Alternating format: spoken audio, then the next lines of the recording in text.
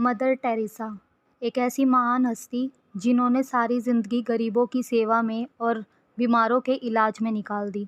आइए जानते हैं इनकी ज़िंदगी की कुछ खास बातें।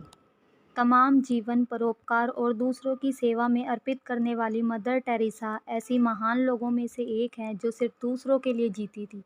संसार के तमाम दीन दरिद्र, बीमार, असहाय और गरीबों के लिए अपना संपूर्ण जीवन समर्पित करने वाली मदर टेरेसा का असली नाम अग्नेस गोंजाबायो जीजू था।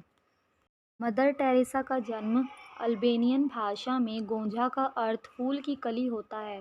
मदर टेरेसा का जन्म 26 अगस्त 1910 को स्कोप्जे में एक अल्बेनियाई परिवार में हुआ। उनके पिता निकोला बोयाजू एक साधारण व्यवसायी थे।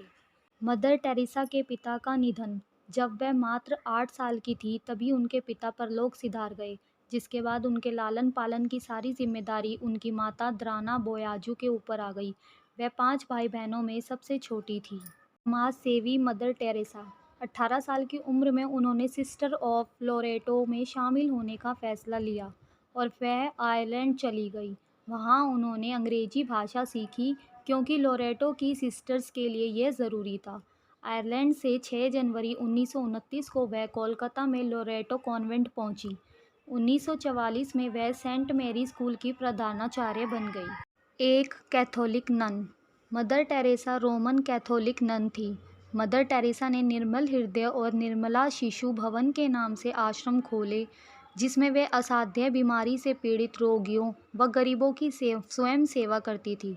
1946 में गरीबों, असहायों, बीमारों और लाचारों के लिए उन्होंने अपना जीवन समर्पित कर दिया।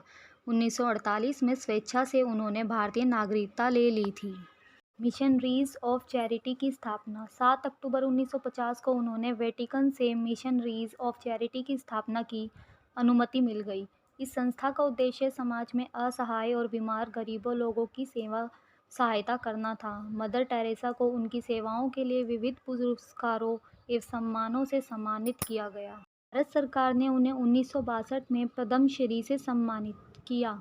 इन्होंने 1979 में नोबेल शांति पुरस्कार और 1980 में भारत का सर्वोच्च नागरिक सम्मान भारत रत्न प्राप्त किया गया।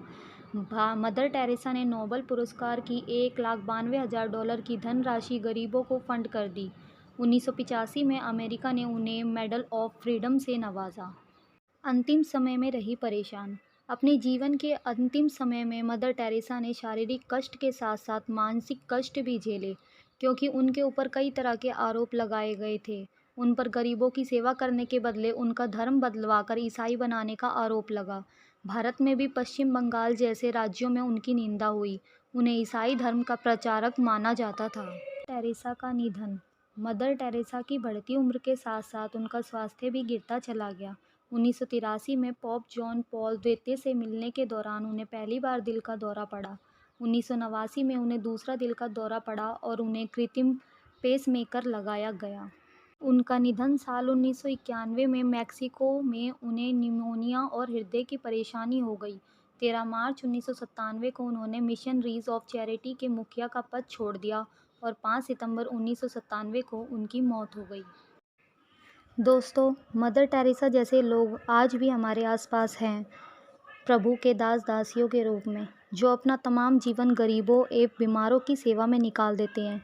ज़रूरत है तो सिर्फ उन्हें पहचानने की।